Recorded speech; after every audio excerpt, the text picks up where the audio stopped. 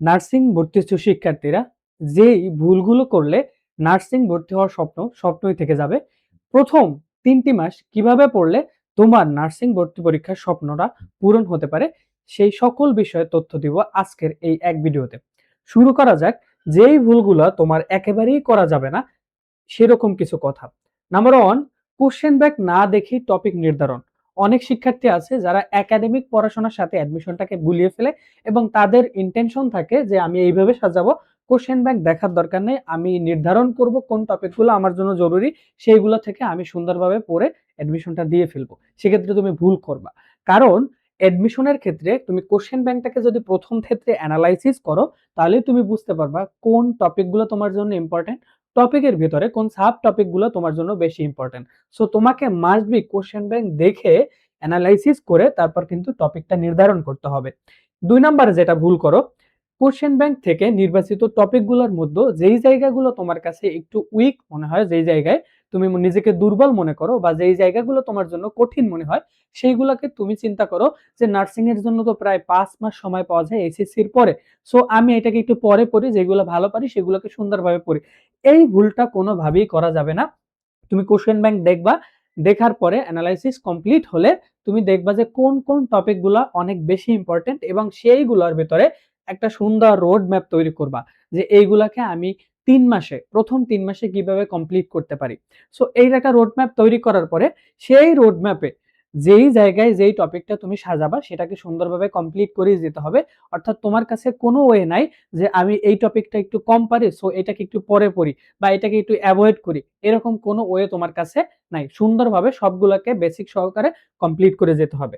এরপরে হচ্ছে স্বাভাবিক নিয়মে টপিক শেষ করে বিগত সালের প্রশ্ন অনেকে পড়ে না।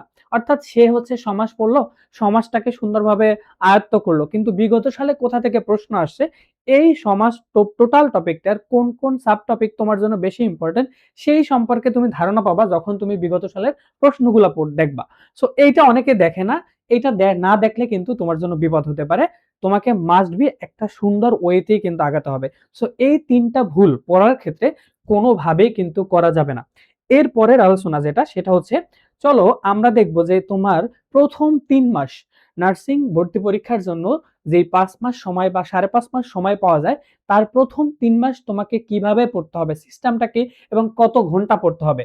আমরা মোটামুটি অ্যাভারেজ স্টুডেন্টদের ক্ষেত্রে আমরা হিসাব করেছি যে 7 ঘন্টা, মিনিমাম 7 ঘন্টা তার পড়া উচিত। সে বিএসসি, ডিপ্লোমা এবং মিডওয়াইফারি যেই সেক্টরই হোক না কেন, মোটামুটি তাকে 7 ঘন্টা সময় দেওয়া উচিত এই নার্সিং ভর্তি প্রস্তুতির জন্য। এবং যাদের মেধা একটু বেশি শার্প আছে, ক্লিয়ার আছে, তারা একটু এখান থেকে কম পড়লেও হবে। আবার যাদের একটু বেশি সময় লাগে বুঝতে বা আয়ত্ত করতে, তারা এখান থেকে পড়বে। তবে গড়ে 7 ঘন্টা পড়া উচিত। এরপরে আসো যে সিস্টেমটা তুমি কোন সিস্টেমে হচ্ছে আগাবা। সেক্ষেত্রে আমি বলবো মাস্ট বি প্রথমে তোমাকে কোশ্চেন ব্যাংকটাকে ধরতে হবে। কোশ্চেন ব্যাংকটাকে ধরার পরে সেটাকে সুন্দরভাবে অ্যানালাইসিস করতে হবে। এবার আসো যে তুমি তোমার ডেইলি রুটিনের ক্ষেত্রে কোশ্চেন ব্যাংকের হেল্প কিভাবে নিতে পারো, আমি ছোট্ট করে বলে দিই। তুমি একটা কাজ করতে পারো যে তুমি সুন্দর করে সেক্ষেত্রে একটা কাজ করতে পারো যে তুমি কোশ্চেন ব্যাংকটাকে হাতে নেওয়ার পরে তুমি ধরো লাস্ট 4 বছর, হ্যাঁ, 2022 সাল থেকে বা হচ্ছে 2021 একটা নির্ধারিত সাল থেকে তুমি অ্যানালাইসিস করতে পারো যে কোন বাংলায় কোন টপিক থেকে প্রশ্ন আসছে। ধরো বাংলায় সমাজ থেকে 2021-এও আসছে, 22-এও আসছে। এরকম কোন কোন টপিকগুলা প্রতি বছর এই 22-21 থেকে শুরু করে এই 26 পর্যন্ত কোন টপিকগুলায় প্রতি বছর একদম নিয়ম নিয়ম মেনেই হচ্ছে গিয়ে প্রশ্নগুলো আসছে, সেগুলোকে তুমি আলাদা করতে পারো। যেইগুলাতে দেখা যায় যে একটা সাল গ্যাপ গ্যাপ দিয়ে হচ্ছে প্রশ্ন আসতেছে, সেইগুলোকে তুমি আলাদা করতে পারো। অর্থাৎ তোমাকে মাস্ট বি টপিক গুলাকে সিলেক্ট করার ক্ষেত্রে এই কোশ্চেন ব্যাংকের হেল্প নেওয়া লাগবে। তুমি কোশ্চেন ব্যাংকের হেল্প নিলা। নাম্বার 2, তোমাকে টপিক সিলেকশন করতে হবে এবং তুমি চাইলে সেখানে মার্কিং করতে পারো। যেমন সমাজ যদি প্রতি বছরে প্রশ্ন আসে সেটাকে তুমি 4 স্টার দিলাম। যদি কারক থেকে প্রতি বছর না এসে এক সাল গ্যাপ গ্যাপ দিয়ে আসে, সেটাকে তুমি 3 স্টার বা 2 স্টার মার্কিং করলা। তোমার বোঝার সাথে তুমি যেভাবে হচ্ছে গিয়া একটা রুটিন তৈরি করতে পারো সহজভাবে, সেটাকে তুমি এভাবে মার্কিং করে করতে পারো।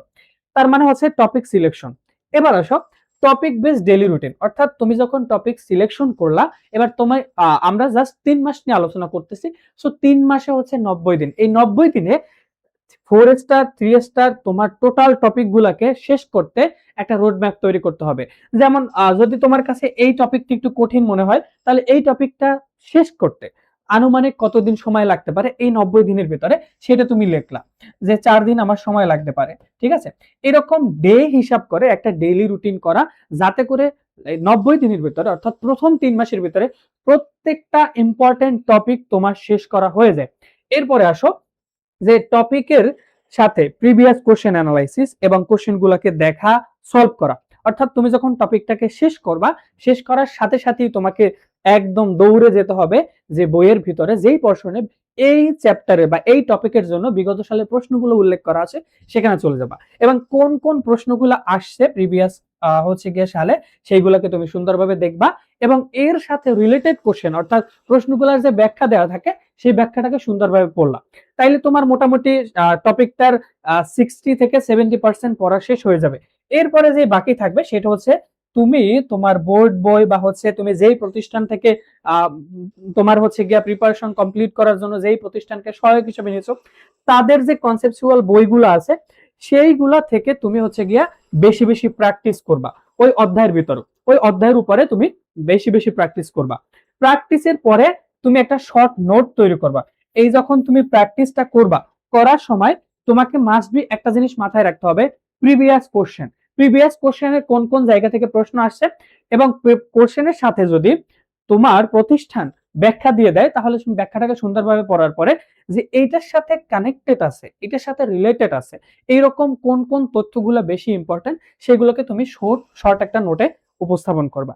একটা নোট থাকবে, যেমন ধরো জীববিজ্ঞানের একটা টপিক রক্ত, সেই রক্তের জন্য তোমার একটা নোট থাকবে যে কোন কোন টপিক গুলা হচ্ছে বেশি, মানে কোন কোন জায়গাগুলো বেশি ইম্পর্টেন্ট বা বিগত সালে আসছে, তার পাশাপাশি একটা তথ্য এখানে আছে, সেটাকে তুমি একটা নোটে রাখবা, যেইটা তোমাকে এই 3টা মাস কমপ্লিট করার পরে বাকি যে 2টা মাস সময় থাকবে, সেই সময়টা তোমার জন্য এই নোটটা অনেক বেশি ইম্পর্টেন্ট হবে, অনেক বেশি হেল্পফুল হবে। সো এইটাকে কিন্তু করতে হবে। এরপরে আসো, তুমি এই প্রিভিয়াস কোশ্চেন বা মোর প্র্যাকটিসের সময় অনেক জায়গায় ভুল করবা। এই ভুলগুলা যদি তুমি সংশোধন না করো বা এই ভুলগুলা যদি তুমি মার্ক না করো, তাহলে কিন্তু এই ভুলগুলো থেকে যাবে। সো তোমাকে যেটা করতে হবে, সেই ভুল কোশ্চেন গুলাকে একটা আলাদা নোট করতে হবে, যে আমি মোর প্র্যাকটিস কিংবা হচ্ছে গিয়া আমার কোশ্চেন ব্যাংক সলভ কিংবা হচ্ছে প্রিভিয়াস কোশ্চেন সলভের ক্ষেত্রে আমি এই জায়গাগুলোতে ভুল করছিলাম। সো এই কোশ্চেন গুলোকে আমাকে আলাদা নোট করে রাখতে হবে, যাতে করে এই ভুলটা থেকে না যায়। সো একদম একদম তুমি টপিকের শুরু থেকে ধরে প্রিভিয়াস কোশ্চেন মোর প্র্যাকটিসের পরে তোমার হওয়া ভুলগুলোকে কমপ্লিট করে যাবা। প্রতিদিন প্রত্যেকটা সাবজেক্টের জন্য একটা নির্ধারিত সময় রাখা, অর্থাৎ তুমি যে এই ডেইলি রুটিনটা তৈরি করতেছো, এই ডেইলি রুটিনটার ভিতরে যেন এমন একটা পোরশন থাকে যে প্রতিদিন তুমি যেন বাংলাটাকেও পড়ো, ইংরেজিটাকেও, মানে প্রত্যেকটা সাবজেক্টকে যেন পড়া হয়। এরপরে যে বিষয়টা সেটা হচ্ছে প্রতিটা বিষয়কে সমান গুরুত্ব দেওয়া।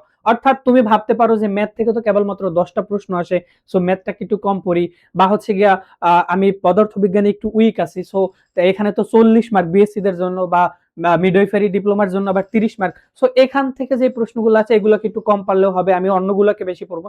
কোনো ওয়ে নাই। তুমি যেহেতু একদম লম্বা সময়ের জন্য, অর্থাৎ তোমাকে আমি এই ভিডিওটা তোমার অ্যাডমিশন যাত্রা শুরুতে দিচ্ছি, সো তোমাকে ওইভাবেই পড়তে হবে। প্রত্যেকটা টপিককে, প্রত্যেকটা চ্যাপ্টারকে, প্রত্যেকটা বিষয়কে সমান গুরুত্ব দিয়ে, অর্থাৎ তোমার এই 100 মার্ক এমসিকিউতে 100 মার্ক, প্রত্যেকটা মার্কই তোমার জন্য অনেক বেশি ইম্পর্টেন্ট। সো প্রত্যেকটা বিষয়কে তুমি সমান গুরুত্ব দিয়ে পড়বা। এরপর হচ্ছে গিয়া লাস্ট যেই কথাটা, সেটা হচ্ছে গিয়া যে তোমাদের এই অ্যাডমিশন যাত্রা নার্সিং ভর্তি পরীক্ষার ক্ষেত্রে আমার লাস্ট ধরো 4 বা 5 বছরের অভিজ্ঞতা থেকে যদি আমি বলি, তাহলে ম্যাক্সিমাম পার্থক্যটা যে হয়, যে একটা স্টুডেন্ট সেও 7 ঘন্টা পড়তো, বা সেও যেই ক্যাটাগরির মেধাবী স্টুডেন্ট, বা সেও যেভাবে পড়াশোনা করেছে, আর সিমিলার আরেকটা স্টুডেন্ট, কিন্তু কোথায় গিয়ে পার্থক্যটা হয় সেটা হচ্ছে ইংরেজি। ইংরেজিতে দেখা যায় যে একটা স্টুডেন্ট তার হচ্ছে গিয়া 40 মার্ক সায়েন্সের যে বিষয়টা বিএসসি, বা 30 মার্ক সেটা হচ্ছে তোমার ডিপ্লোমার ক্ষেত্রে। এই যে মার্কটা, এই মার্কটাতে দেখা গেছে ও যদি রেগুলার বেসিস সুন্দর করে বেসিক সহকারে পড়ে, তাহলে এখানে 40-এ দেখা গেছে 36 থেকে 37 পাচ্ছে, এখানে দেখা গেছে 30-এর ভিতরে 27 বা 28 বা 26-27 এরকম একটা মার্ক তুলতে পারতেছে। বাংলায় ও দেখা গেল 15 বা 16 প্লাস মার্ক তুলতে পারতেছে। কিন্তু ওর পার্থক্যটা যেটা হয় সেটা হচ্ছে ইংরেজিতে। ইংরেজিতে ম্যাক্সিমাম স্টুডেন্ট খুব অন্যান্য বিষয়ে ভালো করার পরে ইংরেজিতে 7, 8 এইরকম মার্ক পায় 20-এর ভিতরে। সো ইংরেজিটাকে, যেমন ইংরেজি আমরা যখন ছোটবেলায় পড়তাম বইয়ের উপরে লেখা থাকতো ইংলিশ ফর টুডে, মানে প্রতিদিনের জন্য। তোমার ডেইলি রুটিনের প্রত্যেকটা দিন তোমার ইংরেজির উপর দখল কেমন আছে, তোমার অভিজ্ঞতা কেমন আছে, সেইটার অনুসারে নির্ধারিত একটা সময় যেন ইংরেজি পড়া হয় এবং সেটাকে যেন অনেক বেশি গুরুত্ব দিয়ে পড়া হয়, কারণ এই ইংরেজি সাবজেক্টটাই কিন্তু একটা পার্থক্য তৈরি করে। সো ইংরেজিটাকে সুন্দরভাবে তুমি গুরুত্ব দিয়ে পড়বা। এইভাবে যদি তুমি তোমার শুরুর 3টা মাসকে কাজে লাগাইতে পারো, তাহলে তোমার স্বপ্ন ইনশাল্লাহ পূরণ হবে। তোমরা যারা হচ্ছে গিয়ে আমাদের এই ভিডিওটা দেখবা, তাদের রুটিন তৈরি করতে গিয়ে যদি কোনো ঝামেলায় পড়ো, কিংবা তোমার এই টোটাল কথাগুলোকে সাজিয়ে নিতে বা গুছিয়ে প্ল্যানিং বাই প্ল্যানিং আগাতে যদি কোনো সমস্যা তুমি সম্মুখীন হও, তাহলে অবশ্যই আমাদের কমেন্ট করবা। যারা রুটিন সংক্রান্ত জটিলতার ভিতরে পড়বা, তারা রুটিন লিখে কমেন্ট করবা। আমাদের প্রতিনিধিরা তোমাকে মেসেজ দিবে, তোমার সাথে কথা বলবে, তোমার রুটিন তৈরিতে সহায়তা করবে।